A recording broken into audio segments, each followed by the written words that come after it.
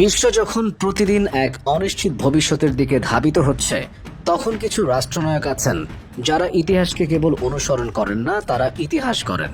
তেমনই একজন Ayatollah Ali Khamenei, ইরানের সর্বোচ্চ নেতা। একদিকে তার গভীর ধর্মীয় জ্ঞানের শিখর, আরেকদিকে কৌশলের মহাসমুদ্র।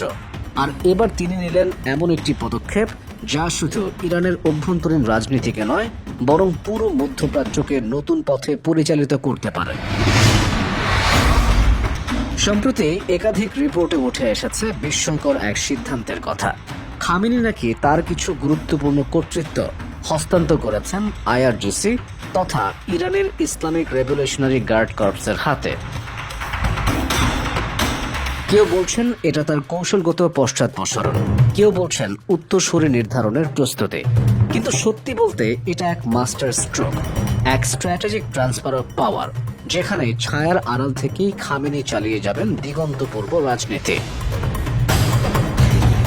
কারণ আলী খামেনি জানেন, শক্তি কখনো এক হাতে থাকলে নিরাপদ নয়, বরং সময় মতো সেই শক্তিকে ছাড়িয়ে দিতে হয়, যেন তা রাষ্ট্রের প্রতিটি শিরায় উপশিরায় প্রবাহিত হতে পারে। আইআরজিসি সেই প্রবাহেরই নাম। এটি শুধু ইরানের সামরিক বাহিনী নয়, বরং একটি রাষ্ট্রের ভিত, যারা রাষ্ট্রীয় নিরাপত্তা, অর্থনীতি, প্রযুক্তি, পররাষ্ট্রনীতি, এমনকি মানবিক সহায়তা পর্যন্ত পরিচালনা করে থাকে। 2007 সাল থেকে এখন পর্যন্ত আইআরজিসির হাত ধরে ইরান পারমাণবিক প্রযুক্তিতে, ড্রোন সক্ষমতায় ও সাইবার প্রতিরক্ষায় বিশ্বকে চমকে দিয়েছে। তারা শুধু অস্ত্র চালাতে জানে না, তারা জানে রাষ্ট্র গড়তেও। খামেনির এই পদক্ষেপ তাই আত্মসমর্পণ নয়, বরং এক বিকেন্দ্রীকরণ, যা শক্তিকে আরো গভীরভাবে জনগণের মধ্যে স্থাপন করবে। আন্তর্জাতিক প্রতিক্রিয়া ইতিমধ্যে শুরু হয়েছে। পশ্চিমা মিডিয়া এটিকে এক অনিশ্চয়তার ইঙ্গিত বলে প্রচার করছে, কিন্তু যারা খামেনিকে চেনেন তারা জানেন তিনি হঠাৎ কিছু করেন না। এটা সেই নেতৃত্ব যে 1989 থেকে আজ অবধি একে একে যুক্তরাষ্ট্র, ইসরায়েল ও পশ্চিমা হুমকির জবাব দিয়ে গেছেন তার নীরব কৌশলে। তার চুপ থাকাও এক ধরনের ঘোষণা।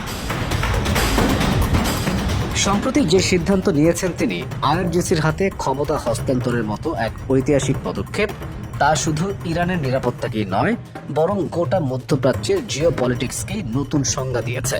এটা কোনো সরে যাওয়া নয়, এটা এক কৌশলী অদল বদল, এক মাস্টার স্ট্রোক। এই সিদ্ধান্ত শুধু একজন রাজনীতিবিদের নয়, একজন চতুর, গভীর দৃষ্টিসম্পন্ন রাষ্ট্রনায়কের চিন্তার ফল। এটি এমন এক নেতা যিনি জানেন কখন সামনে থেকে নেতৃত্ব দিতে হয় আর কখন ছায়া থেকে ইতিহাস তৈরি করতে হয়।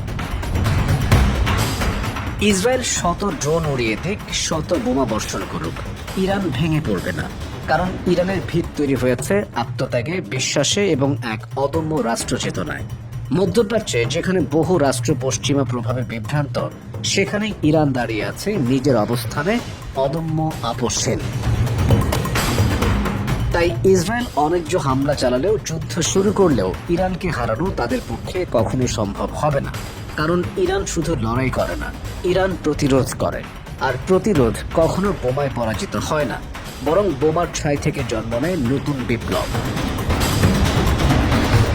যখন বিশ্ব নেতৃত্বের সংকটে টালমাটাল, যখন প্রতিটি সিদ্ধান্ত ঘিরে দাঁড়িয়ে থাকে এক একটি জাতির ভবিষ্যৎ, তখন একজন মানুষ উঠে দাঁড়ান ইতিহাসের মঞ্চে, দৃঢ়, নির্ভীক, দূরদর্শী। তিনি আয়াতুল্লাহ আলী খামেনি।